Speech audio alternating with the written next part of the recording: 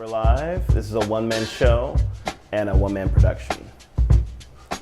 All right, guys. Hey, it's Aaron coming back to you from Lover of All Things Good and my home studio.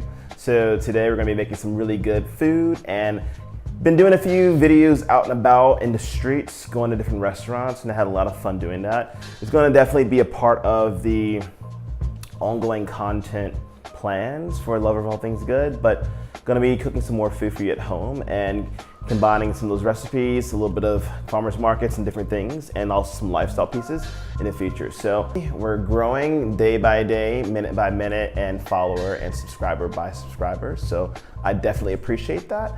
Please stay tuned. Also, please remember to subscribe, turn notifications, and give me a thumbs up. And also let me know what you think in the comments. I really do appreciate that, and it means a lot to me. So please continue to do so.